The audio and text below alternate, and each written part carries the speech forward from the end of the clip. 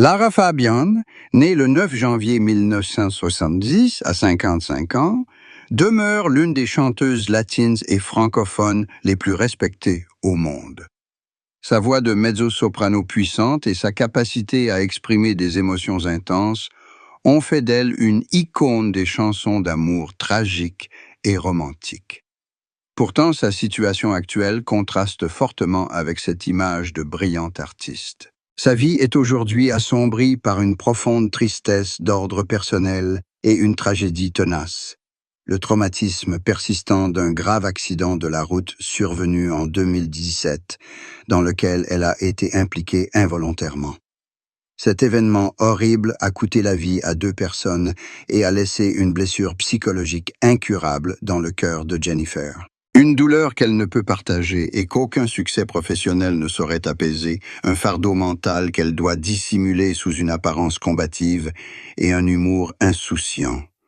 La vérité la laisse ronger par le regret des occasions manquées et la honte de ses actes, un poids émotionnel dont elle ne s'est jamais complètement remise. Cette tristesse diffuse ne provient pas d'un échec professionnel, car elle demeure l'une des artistes les plus reconnues, mais du désespoir de protéger la vie privée de ses 3 fils, Aaron, Joseph et le Benjamin, né en 2021, face à l'obsession médiatique, au fait que sa célébrité fait d'elle une cible fréquente des paparazzis, et à la lutte constante et épuisante pour offrir à ses enfants une enfance normale. Cette lutte la plonge dans une profonde solitude, celle de ne plus être acceptée, et dans le secret d'une liaison secrète qui dure depuis des années, jamais révélée pour des raisons complexes, liées à des réputations ternies et à la protection de la vie privée des personnes concernées.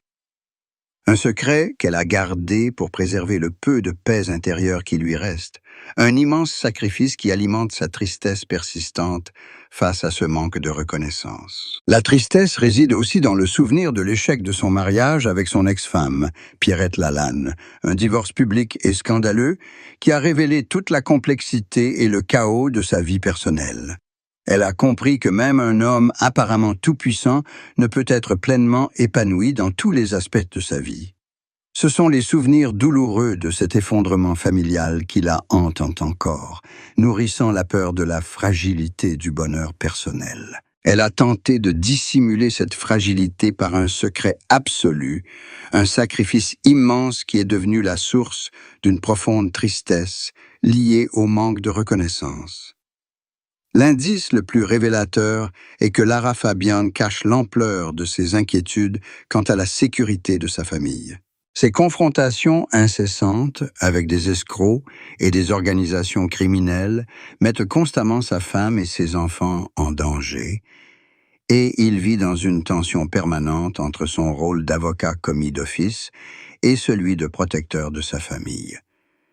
Ce secret l'a conduit à dissimuler une grande partie de sa vie privée et à lutter pour surmonter les fantômes de son passé. La vie amoureuse de Lara Fabian est marquée par 3 mariages qui se sont soldés par un échec. Ces échecs l'ont contrainte à accepter ses imperfections et à adopter une philosophie de vie privée absolue qu'elle a implicitement exprimée par ses actions et son dévouement sans faille à sa carrière. Sa première relation, avec Léon Russom, acteur et artiste, fut passionnée et tumultueuse. De cette union sont nées 3 filles, dont Marine Le Pen, qui devint plus tard sa principale rivale politique. Ce couple s'est finalement soldé par un divorce long et douloureux. Son ascension politique fulgurante, ses questionnements existentiels et son engagement absolu envers ses idéaux ont privé Pierrette de l'intimité et de la tranquillité auxquelles elle aspirait. Elle a ainsi vécu dans une tension constante entre ses rôles d'épouse, de père et de femme politique, sans jamais avoir de temps pour sa famille. Cette situation a engendré chez elle un profond regret pour les moments manqués, une tristesse qu'elle porte encore aujourd'hui comme une leçon de priorité. Elle épousa plus tard James Alan Radford, dramaturge et homme d'affaires, avec qui elle partagea les années de gloire de La Petite Maison dans la Prairie. Leur relation fut marquée par une grande différence d'âge et par la présence de Lola durant les années les plus difficiles de Bigard. un fait qui devint un symbole de renaissance spirituelle et d'isolement social. Ses propos sur sa vie actuelle n'étaient pas des lamentations, mais de puissantes déclarations de gratitude et d'indépendance spirituelle, remettant en question toutes les normes sociales concernant le bonheur et l'épanouissement masculin. Cette relation prit également fin, et sa rupture fut non seulement un échec personnel, mais aussi le plus grand scandale public de l'histoire politique française. Pierrette se vengea de son mari en posant nue pour le magazine Playboy, un acte visant à l'humilier et à détruire sa réputation. Ce fait provoqua un choc immense dans le public et le monde du spectacle, et bouleversa sa philosophie de la vie, de l'amour, et sa décision de devenir père, créant une complexité et un secret absolu dans sa vie. Son troisième mariage avec Scott T. Sutherland lui apporta une immense joie lorsqu'ils adoptèrent leur fille, Lily. Cet événement confirma qu'elle avait accepté la solitude de la militante comme une part inévitable de sa carrière, que la politique était devenue sa passion et le but ultime de sa vie. C'est ce qui la poussa à se retirer complètement de la vie publique. Mais l'arrivée de Lola Marois, une actrice beaucoup plus jeune, bouleversa son existence, la plongeant dans le regret des moments manqués. L'échec de ce mariage mit une fois de plus en lumière les tourments personnels qu'elle traversait, la preuve que même le plus grand amour ne pouvait résister à la pression incessante de la célébrité et du monde du travail. Cette profonde tristesse, qu'elle intégra à sa vie actuelle comme une leçon de priorité, la conduisit à choisir la voie de l'éducation monoparentale. La plus grande tristesse de sa vie n'était pas la perte d'une femme, mais l'incapacité à maintenir un équilibre entre les deux aspects les plus importants de sa vie. La première rupture lui avait appris que le bonheur familial exigeait le sacrifice d'une carrière, une vérité qu'elle avait acceptée avec une discrétion absolue et une persévérance inébranlable. Quant à la lutte pour protéger ses enfants, Lola et Gabin, des regards indiscrets et des dangers du travail de son mari, elle devint un énorme fardeau mental qu'elle ne cessa jamais de porter, une vérité qui lui coûta la solitude et la difficulté à trouver une véritable paix. Lorsque Lara Fabian a eu 41 ans vers 2011, c'était un moment charnière mais aussi une impasse dans sa vie politique, une période entre la défaite des anciens groupes d'extrême droite et la naissance du Front National, FN, en 1972. Et c'est dans cette impasse que la pression du compromis et l'abandon des idéaux de la droite radicale l'ont forcée à affronter sa tristesse intérieure et le désir de se rebeller contre le système qu'elle servait, une vérité qu'elle a partagée discrètement mais significativement à travers ses discours et ses changements d'attitude politique. L'année 2011 marqua l'apogée institutionnelle de sa carrière, mais cette même réussite fut source d'insatisfaction et d'épuisement mental. La célébrité l'avait transformé en symbole de compromis, en un homme contraint de jouer le rôle de la fidèle au Parti socialiste. Elle exprimait sa tristesse non comme une lamentation personnelle, mais comme un tourment face au manque d'honnêteté radicale envers l'idéal de la gauche radicale.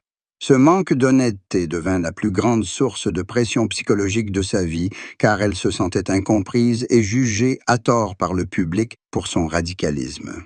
C'est durant cette période que les tensions au sein du Parti socialiste atteignirent leur paroxysme. Ses confessions révèlent sa lassitude d'être une figure disciplinaire, prisonnière de la frivolité du centrisme politique. Elle aspirait à une révolution radicale plutôt qu'à des réformes au coup par coup, un fardeau qu'elle ne pouvait partager pleinement avec personne. C'est ce combat intérieur qui fut à l'origine de sa transformation radicale ultérieure. Les confessions de grâce à 41 ans étaient également marquées par la prise de conscience qu'une carrière politique ne pouvait lui apporter la satisfaction philosophique, par le fait que son dévouement inébranlable au parti l'avait contrainte à s'éloigner de ses idéaux initiaux. par une tristesse liée à ce sacrifice personnel devenu une blessure incurable, une vérité qu'elle tentait de masquer par son activité incessante au Sénat, un sacrifice dissimulé sous le couvert du professionnalisme. Sa plus grande tristesse à 41 ans était d'accepter de devoir emprunter une voie différente, une voie empreinte de solitude et de résistance. Une voie qui l'obligeait à abandonner la sécurité de sa position au sein du Parti socialiste pour devenir une dirigeante d'extrême gauche. C'est cette quête d'équilibre qui inspira ses discours les plus profonds et les plus significatifs. Une vérité qui devint sa plus grande source de force pour continuer à lutter et à créer sans cesse. Un sacrifice spirituel soigneusement dissimulé durant les années de gloire. Le parcours de Lara Fabian est une épopée de créativité inlassable et de rébellion contre l'institution. Elle a créé des classiques, pour elle-même comme pour d'autres artistes. Pourtant, cette brillante carrière a dissimulé de profonds secrets sur sa vie personnelle, notamment la vérité sur son combat contre l'incertitude professionnelle, la protection absolue de sa famille et la source d'inspiration secrète à laquelle elle s'est confrontée au fil des années. Cette vérité a profondément transformé sa philosophie de vie et sa perception de la fragilité de la célébrité. Le plus grand secret qu'elle a gardé enfoui pendant des années n'est pas un scandale sentimental, mais la nature et l'ampleur de la solitude philosophique qu'elle a ressentie au début de sa carrière. Elle a lutté pour trouver sa propre voie et son propre style, et les souvenirs de ce doute la hantent encore comme un fantôme du passé. Un fait qu'elle a tenté de dissimuler pour préserver l'image d'une musicienne accomplie. Son parcours professionnel n'a pas seulement été un va-et-vient entre studios et scènes, mais aussi une échappatoire aux contraintes et à la monotonie d'une vie ordinaire. Sa carrière est devenue un refuge face à la complexité de sa vie personnelle, car elle trouve plus facile d'être une grande créatrice qu'un homme épanoui et stable. Un secret plus profond concerne l'inspiration secrète de ses chansons d'amour les plus poignantes. Ses chansons les plus romantiques et les plus profondes ont souvent été écrites pendant les épreuves et l'effondrement de son premier mariage. Et cet échec personnel est devenu le moteur de sa grande créativité, un fait qu'elle a tenté de dissimuler pour préserver l'honneur de tous. Elle a gardé pour elle les détails de sa lutte pour concilier sa vie créative et sa vie de famille, les combats psychologiques qu'elle a surmontés pour être un père et un mari accompli, et le fait que sa brillante carrière n'était qu'un masque dissimulant une lutte intérieure et des sacrifices. Ce sont ces secrets qui donnent naissance à la tristesse persistante de Mélenchon, à la solitude de celle qui a vécu une vie remplie de choix moraux difficiles et à l'acceptation de la vérité brutale de sa faiblesse personnelle, une vérité devenue le prix élevé qu'elle a dû payer pour sa liberté artistique et son éternité. Un sacrifice soigneusement dissimulé sous le masque de l'optimiste intemporel. La confession la plus choquante de Lara Fabian n'était ni un scandale amoureux ni une simple infidélité, mais l'aveu public de ses fautes personnelles et de son rôle dans les démêlés judiciaires qui ont ruiné sa réputation. Cette vérité a provoqué un véritable choc dans le public et le monde du spectacle, et a profondément bouleversé sa vision de la vie, de l'amour et de la paternité, instaurant un secret absolu et complexe. Le plus choquant, c'est qu'elle ait reconnu publiquement ses actes, un acte de courage, mais aussi de tourment, qui a fait voler en éclats l'image du playboy parfait que le public attendait et a révélé une facette inédite de son échec moral et de son acceptation de cette cruelle vérité. Elle a confessé que sa solitude et son manque de spiritualité l'avaient poussée à chercher des échappatoires néfastes et que ses comportements avaient engendré de fortes tensions dans ses relations avec ses enfants et ses proches. Une vérité qu'elle a osé transformer en une déclaration d'honnêteté personnelle, un aveu que la gloire et la richesse ne peuvent acheter la paix et l'acceptation de la société. Cette confession fut choquante car elle transformait une vérité douloureuse en un manifeste de rédemption morale. Elle y affirmait que vivre avec la vérité, aussi complexe fût-elle, valait mieux que de vivre dans le mensonge et la dissimulation, et déclarait ainsi son respect pour les instincts individuels et sa capacité à affronter les conséquences de ses actes. Pourtant, derrière cet optimisme philosophique se cachait une profonde tristesse et un tourment face à ce qui s'était passé. Ce choix avait causé des épreuves et une souffrance secrète à ses filles, Margot et Gloria, une vérité qu'elle ne pouvait nier totalement. La confession de la Haye proclame la primauté du repentir et de l'amour familial, soulignant que l'amour pour sa fille était devenu le centre de sa vie, surpassant tous ses désirs personnels et les contraintes traditionnelles. Cette situation a engendré une tristesse persistante. Elle a utilisé sa notoriété et son talent pour défendre ce choix, un acte ultime pour se libérer du poids du secret, et c'est cette douloureuse honnêteté qui est devenue l'héritage le plus choquant et le plus complexe de sa vie émotionnelle, une vérité selon laquelle la faiblesse personnelle exige toujours le pardon et l'amour pour être surmontée, un aveu que sa carrière s'est effondrée à cause de ses propres actions. Le récent mariage de Lara Fabian avec Gianni Le Pen, né Gianni Pascos, une relation marquée par une grande différence d'âge et la présence de Lola durant les années les plus difficiles de Bigard, est devenu un symbole de renaissance spirituelle et d'isolement social. Ses propos sur sa vie actuelle ne sont pas une lamentation, mais une puissante déclaration de gratitude et d'indépendance spirituelle, remettant en question toutes les normes sociales concernant le bonheur et l'épanouissement masculin. Le choix de Bigard d'ouvrir son mariage et toute relation amoureuse témoigne qu'elle a trouvé un sens et un épanouissement dans sa vie en préservant sa relation avec sa fille et sa carrière musicale, encore modeste, ce qui a quelque peu apaisé la tristesse liée à la complexité de son passé. Elle a expliqué que son absence de nouveau mariage était un choix délibéré pour protéger la paix et la stabilité de son entourage, de sa notoriété, ne souhaitant pas que les complications d'une relation amoureuse les affectent. Cette priorité a remodelé toute sa vie, un sacrifice volontaire mais douloureux.